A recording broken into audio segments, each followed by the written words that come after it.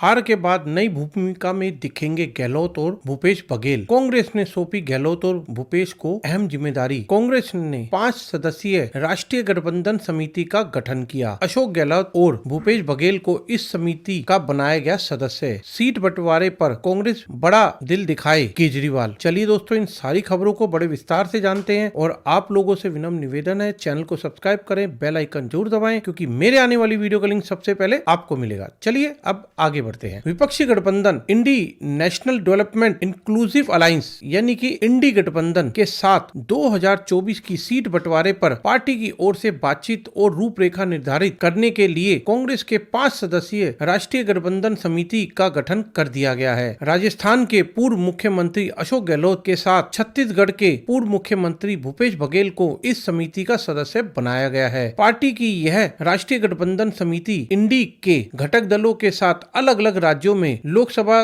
सीटों के बंटवारे पर बातचीत कर साथ मिलकर लड़ने के समझौते को सिरे चढ़ाएंगी। गहलोत और बघेल को यह नई भूमिका देकर पार्टी नेतृत्व ने इन दोनों दिग्गजों को अब प्रदेश से राष्ट्रीय राजनीति में लाने का भी संदेश दे दिया है। इंडी गठबंधन के शीर्ष नेताओं की राजधानी में बैठक शुरू होने के ठीक पहले ही कांग्रेस अध्यक्ष मल्लिकार्जुन खड़गे की ओर से ये 5 सदस्यीय राष्ट्रीय संगठन समिति के गठन की घोषणा कर दी गई। पार्टी के संगठन महासचिव के.सी. वेणुगोपाल ने बयान जारी किया और इस समिति के सदस्यों के नामों की घोषणा भी करी। गहलोत और बघेल के अलावा वरिष्ठ नेता मोहन प्रकाश, सलमान खुर्शीद भी इस सदस्य बन गए हैं, जबकि कांग्रेस महासचिव मुकुल वासनिक को समिति का संयोजक बनाया गया है। क्षेत्रीय दलों के साथ सीट बंटवारे की रस्साकशी कांग्रेस के लिए एक चुनौती है और इसके मद्देनजर ही वरिष्ठ नेताओं को यह भी जिम्मा सौंपा गया है कि गहलोत और वासनिक कांग्रेस के सबसे वरिष्ठ नेताओं की पीढ़ी में आते हैं। वैसे गहलोत के साथ भूपेश बघेल को लोकसभा चुनाव से जुड़ी सबसे अहम समिति का हिस्सा बनाकर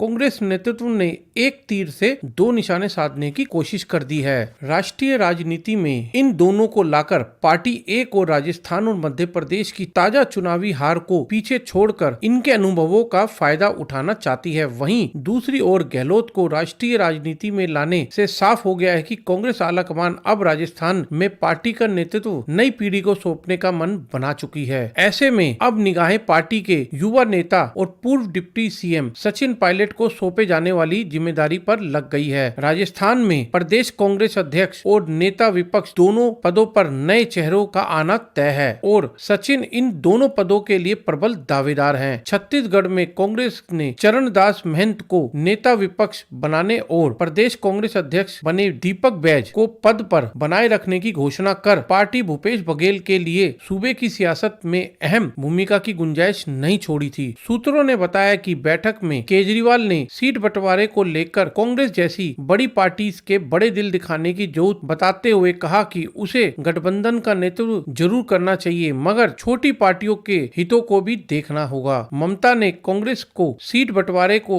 31 दिसंबर तक अंतिम रूप देने की बात कही। कांग्रेस के संगठन महासचिव के.सी. वेणुगोपाल ने डेडलाइन जैसी बात को टाल दिया, मगर यहाँ यह जरूर कहा कि बहुत जल्द सीटें बंटवारे की प्रक्रिया शुरू हो जाएगी। इसी हफ्ते में कुछ राज्यों में बातचीत आगे बढ़ेगी। जनता के बीच एकजुटता का पुख्ता संदेश देने के लिए आने वाले दिनों में 8-10 रैलियों पर सहमति बनी है ताकि एकजुटता का संदेश दिया जा सके।